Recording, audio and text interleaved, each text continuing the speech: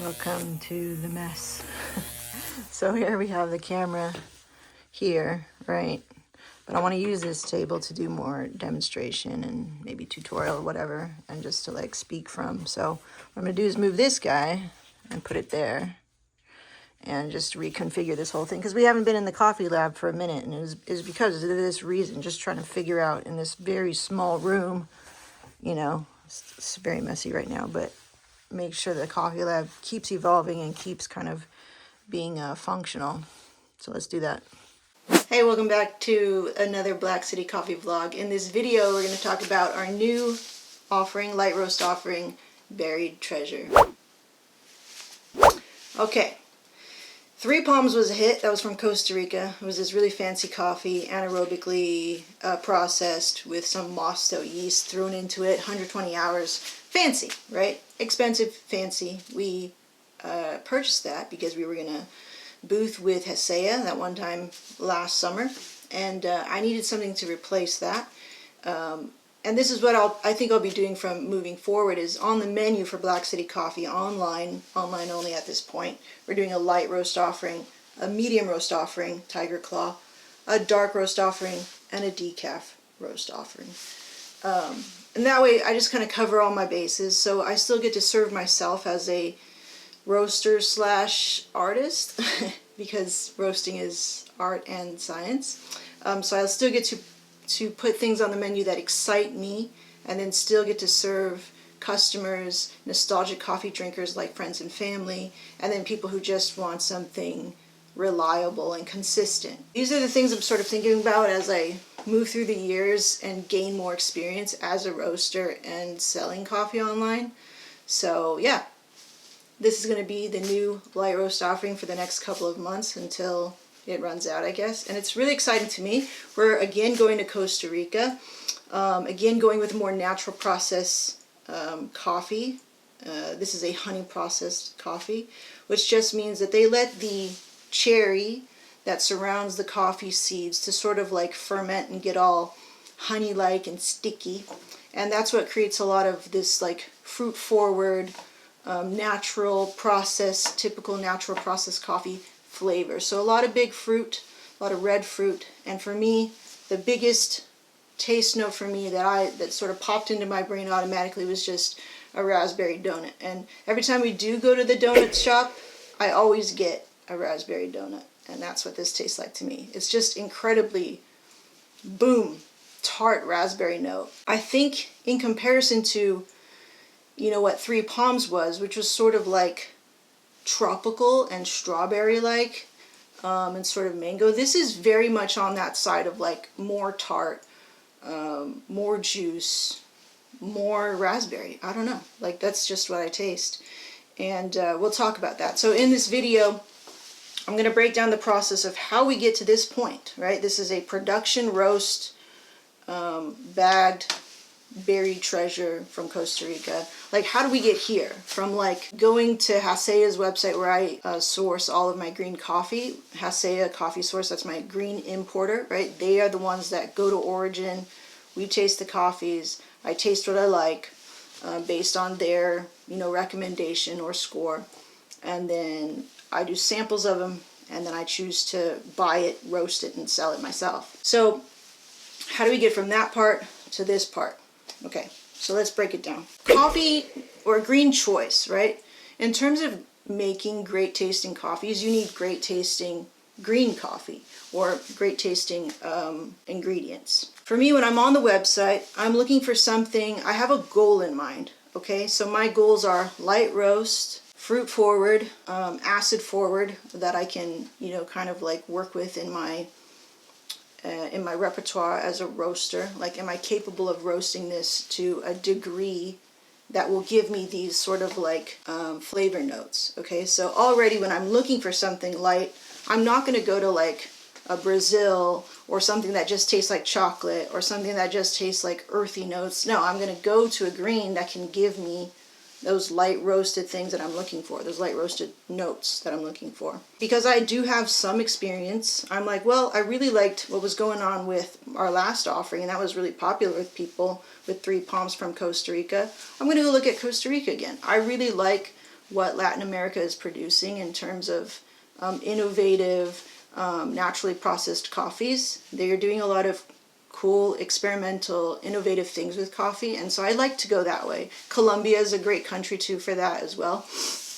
But sometimes it's just a little bit more expensive for me, you know, as a home roaster. I just don't have a lot of budget a lot of the times to go to these types of exciting, innovative coffees. So I'm looking at price for sure, because like I just said, you know, being a home roaster, you don't make a lot of profit doing this type of thing. So really it's about like finding the balance of what's exciting to me, what I think is going to taste good, what I can confidently roast to this light level, and then sell it, you know. A lot of the times, just my flavor profiling, just my flavor preference as a coffee drinker is fruity. And if I talk to anybody who's a little bit like, who's up there in the upper echelons, who are professionals in coffee, they typically like washed coffees. And I sometimes would let that sort of like influence what I like, because I don't know, I think in a lot of ways sometimes just as a human you tend to bandwagon ideas that you like, or people that inspire you. You tend to take on their own likes and stuff and dislikes, and you become like, you know, you want to be part of the tribe, that kind of thing. And so I would feel kind of bad about liking what I like. And here I was trying to encourage you or other people who watch the channel to just, hey, you like what you like, right? And that's okay. But I just find myself sort of like being ashamed of what I like sometimes. So I'm trying to say it more encouraging to myself and just reminding myself like it's okay to like what I like. And I just do. I like fruit forward, natural processed coffees, and you're just going to see that a lot on my menu. If you like that stuff, then you're in the right place. If you like more washed stuff, then maybe you want to go to some place like Onyx or something, or Clatch even. Looking at score, looking at flavors, looking at price, looking at origin, and I'm sort of balancing all these things at once when I'm looking through the website. And if you have a great importer who gives you all of this information, not every importer is going to give you all this information. I want to look at harvest date. You know, when was this actually harvest? I'm looking for something that's at least at the oldest 2 years old, you know. For me, I think I can taste it when it's past 2 years old. So if I can taste it, I feel like, you know, other people will taste it as well, even though that coffee may be a lot cheaper, you know. So at least 2 years old, maybe 2.5 years. I think I've bought a coffee that was like 2.5 years old in terms of harvest date. You know, if they don't have the harvest date, see if you can ask for it. Maybe they're just not aware that their customers are looking for that information. Because the thing is, when roasting older coffee, it may react differently in the roaster. It may take on heat a little bit more easier and just be a little bit more difficult to roast as well. You know. These are all conjecture. These are all little anecdotal things that I've ran into in terms of roasting older coffees. But okay, so I'm looking at that, and I look at the price. I see what the price is for a 20 kilo bag, because that's what I'm purchasing right now. I'm not ready to purchase like a 70 kilo bag or something like that, or 35 kilo. Is that what they sell? After that, I'll find something that I think just is hitting most of the check boxes for me. If I see a price point for me that is, I think, under $400 for a bag, then I'm pretty much okay with that, you know. And then I decide whether or not I want to have it shipped to me, or I can go and just pick it up. And I think having a local importer is so nice, you know. If anything, if I was still questioning, and if I wasn't able to find out for myself on the website what I like, or I couldn't find the answer for myself, I could always call Jared up from Hase and say, hey, do you have time to set up a cupping so we can cup together, and I'm looking for these specific things in the coffee. Or you can go in there blind and be like, I don't even know what to buy. Can I come in and cup like something that would be good for light, medium, and dark? Can you pick some out for me? And like, he's so down to do that. And if you can find an importer that can do that for you, I think you're on the right track of developing the right relationships to keep on purchasing great coffees. And in order to roast great coffee, you need to be able to get your hands on great green coffee as well. Okay, so there you go. So there's that, and that's how I choose my green. From there, I do samples. Now, sampling, get a lot of questions about sampling, and you can roast your own, or you can ask your importer and say, can you also include, or can you also send me samples, right? And you can go about samples in two different ways. If you're going to ask an importer with Hasea, I can always be like, hey, can you send me 100 grams of that Costa Rican honey processed from Terrazoo, and just send me some green samples, and you can roast it. You can take your time, you can profile it on your sample roaster if you want to, and then decide if you want to buy, okay?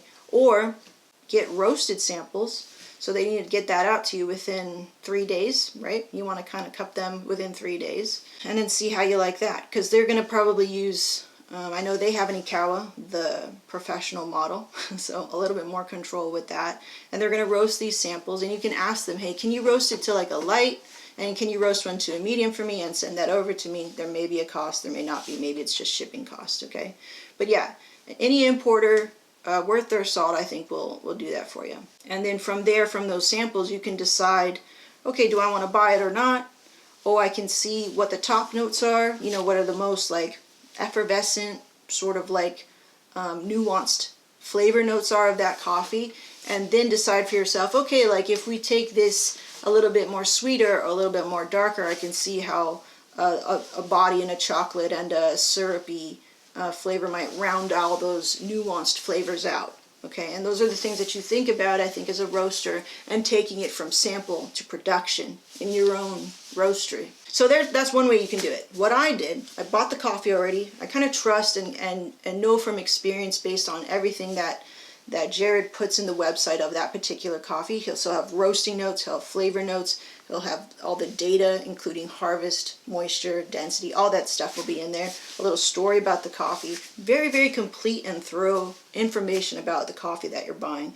So I can kind of get an idea from that. I don't think I need to order green anymore and then test it. Not unless I'm trying to be very specific, where I have to double check with taste and my capability as a roaster.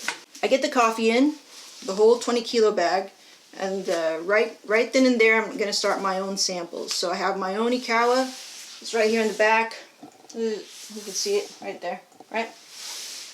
The home one. So it's not perfect. Again, we're not trying to be commercial with it. You know, we're a hobby coffee business over here.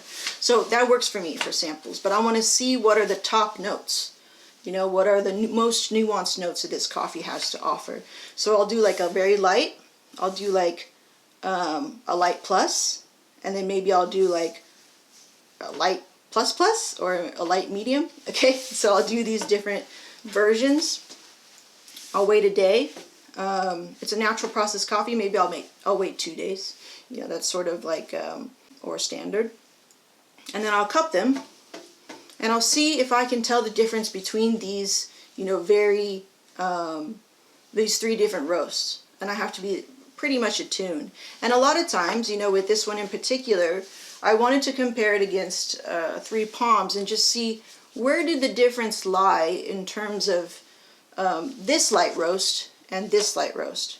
Because 3 Palms, I had to roast this as a typical anaerobically processed coffee, which meant in the last phase of the roast, I had to cut it off before a minute.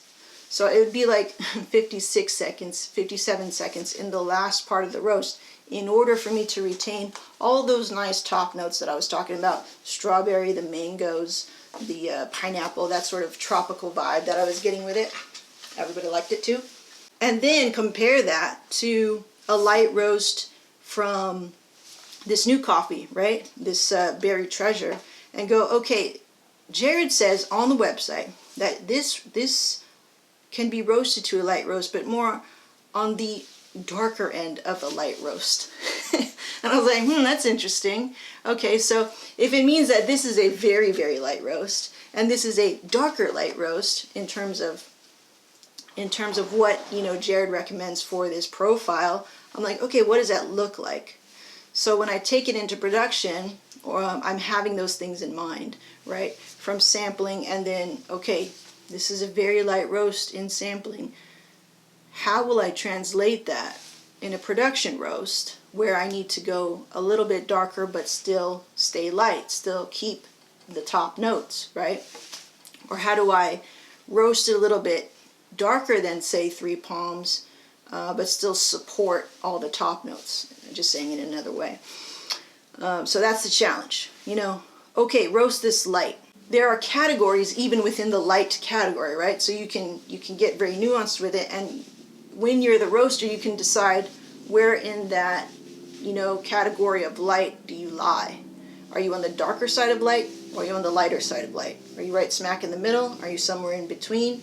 Right? So those are the things that you think about when you profile a coffee in production. Because in sampling, we're just trying to see, what are these notes? What are these top notes? What are the flavors that this coffee has to offer, without taking it to medium and dark territories where we tend to see just a lot more chocolate, dark chocolate, caramel, caramelization, or roasty flavors, right? For me, I want to show you what that looks like for me, okay? So I'm going to show you this light roast for 3 palms, what that looks like. I'll put that on the board. And then I'll just show you the last part of the phase in the roast profile. Okay, and then I'll show you this one, which is Berried Treasure, still a light roast, but see how much I develop it in the end, meaning that I want to be on the darker side of that light roast, but still retain all those top notes, all that flavor nuance, and big raspberry note. Okay, I don't want to lose that raspberry note. So how far can I take that as well? So in order for me to find out what this is, in production, I will need to roast at least 3 times. So I can go, here's my light, or here's my dark light. Okay, let's see what that is. Is that dark enough in the light category? Or can I push it a little bit more? When is it before it becomes medium, right? Because I don't have a tool like the Lytel's like roast profile indicator that tells you by color of the roasted coffee like what it is. So I'm just going to go off my roaster intuition and tasting, and we'll operate from that sort of like indicator or standard. But yeah, so how far can I go? How light can I go? And where is the point that it's going to be most pleasing to the customer, right? When they pour it in a cup, what is that going to taste like? And that is found out by roasting multiple times in production, cupping it, tasting it, copious notes, and going, okay, this is the profile that I'm going to follow for most of the cases. And then say if a customer says, hey, can you make this even more acidic for me? Then cool, I can go less than that, right? Or this one will say, hey, can you make this sweeter? I can go more, right? So it's just a way to create a standard profile for this particular coffee. And it's going to be different than other light roasts. And that's just something to keep in mind.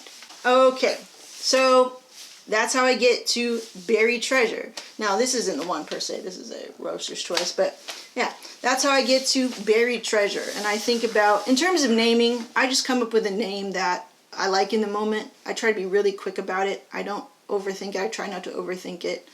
I like little puns. So yeah, Berried Treasure. And for those who are searching for, like, you know, trying to build their palate more with coffee, a honey processed coffee is in the category of natural processed coffees, like I said. And when you have natural processed coffees, you can expect just more winey, fruit forward, winey as in wine, glug glug glug, wine-y flavors, acidic forward. To me, I always try to, with any of my coffees, still have some body to the coffee. I really don't want coffees to be too light-bodied, because I don't like it to be tea-like. Okay, so yeah, that's my, I guess, take on natural processed coffees and why I favor them in the menu. You're going to just see a lot of natural processed coffees. They're a little harder to roast in that they take on heat a lot easier. It's really easy for me to tip coffees, but a lot of times I don't taste the difference too much. And maybe that's just my own shortcomings, but I can tip coffees, and if I taste that it does affect it, I'll have to roast it again, you know, and just be a little bit more mindful about the heat management. But for the most part, if I do tip a coffee, I can't taste it as much. So, yeah. All right, so that's Berried Treasure, and I'm going to just show you guys now. We're going to end with how I typically like to brew it at home. All right. So Berried Treasure is for the coffee drinker that, likes black coffee. And I would really highly encourage you to drink this coffee black, so without any cream or sugar, first, okay? And then if you need to add some sugar or some cream later, then, I don't know. I think you'll sort of miss the opportunity to taste what this coffee is tasting like. And if you do that, you sort of like cover a lot of what you just paid for. This is a what is this going for on the site? Like $19 on the site, and it's because it's a special coffee. It's pricier, it's expensive, and that's what you're paying for. You're paying for that nuance, and you're paying for that processing, and you're paying for the meticulous roasting and profiling of that coffee. And not just with me, anywhere that you see a little bit higher coffee cost, okay? So highly encourage you to check that out. It's healthier for you too if you don't add cream and sugar. I don't want to. This is my second batch, which I like. It's so light roast. It's so blonde even. So this is going to be extremely nuanced and bright. See, even the Akawa can tip the coffee. But we'll get some in here.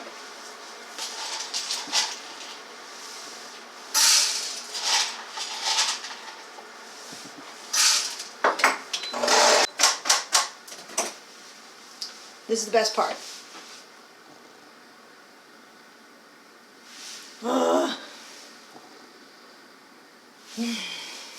Very lively, bright, fruity, cherry, raspberry, but sort of like if you were to crunch it in your hand and then like take it and then like smell it and then smear it all over your face. That's probably what it smells like. And then like a syrupy, maple syrupy thing kind of drizzled over it. It'll just be a hot, lovely mess. Alright, we got hot water. So we want to rinse the paper filter because we don't want to taste paper in our coffee. And it kind of preheats the carafe for you. Alright. Drip, drip, a little swirly. I'll pour that out. Okay. So, at home, I do 2 scoops. What is 2 scoops? I'd call that, it's probably like 27 grams. But you can go with 20 grams in coffee, okay, ground up, put in here.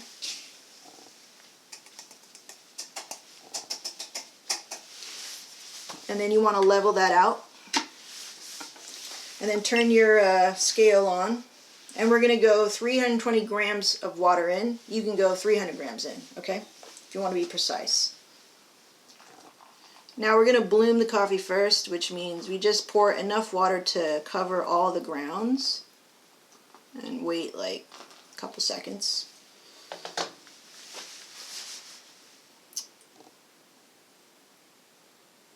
And it should be all bubbly and look like a little muffin top. Okay, so when I stop seeing like all the little bubbles, I feel like all the grounds have been saturated and are ready to receive the next pour.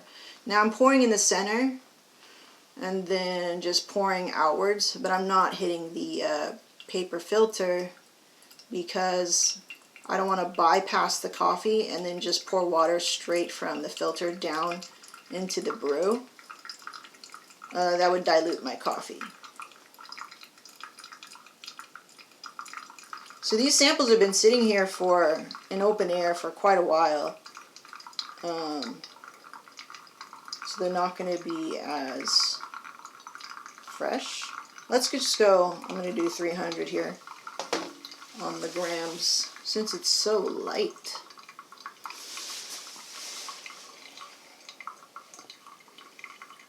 When we're drinking a light roasted coffee too, the color of the coffee, you see this sort of like amber reddish brown color. That's a good sign. And the only reason why I say that is sometimes I buy a light roast, a blonde roast out in the wild out there, and they look like normal medium roasts or dark roasts even. And that's disappointing, you know? So just spend wisely is what I'm saying. You don't want to spend something, a lot of times I would do this, so I'd go out and travel whenever I rarely do, and try to pick up a light roast coffee from another roaster, but it's not light. And I'm like, well dang, this was $20. I didn't get what I paid for. I don't say anything, but it's disappointing. And $20 is, it's $20, you know? I understand that's not cheap. Alright, now you see me doing this little shaky do thing here, and that's just to make sure that the bed of grounds is level. So I'll get a picture of that and show you what I'm talking about.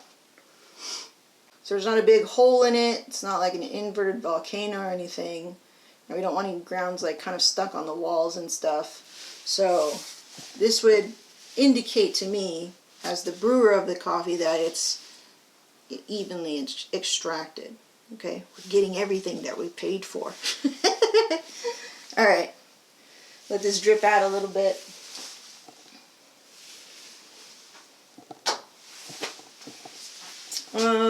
And then we don't want to drink this right away. We want to let this cool down a little bit. And we can put it in a smaller cup so that we can enjoy it a little sooner.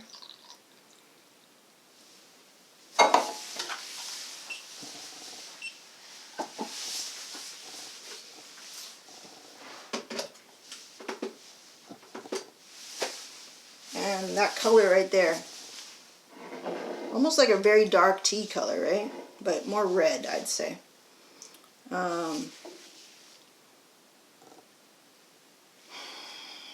Smells like coffee. Yeah.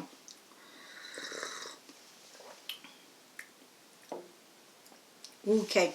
So, another thing, when we're doing samples and stuff like this, yes, it's going to be, like if you were to brew your sample roasts, right? And because we were looking for what are the most top notes, the most nuanced flavors of this coffee and what it has to offer, and it went through a paper filter when I brewed it, that is creating this sort of tea-like body. And so we can modulate coffee in the brew process, even after the processing, the roasting, and now brewing, we can modulate it even further to customize how we like to enjoy our coffee, right? Like for you don't have to drink coffee like I do.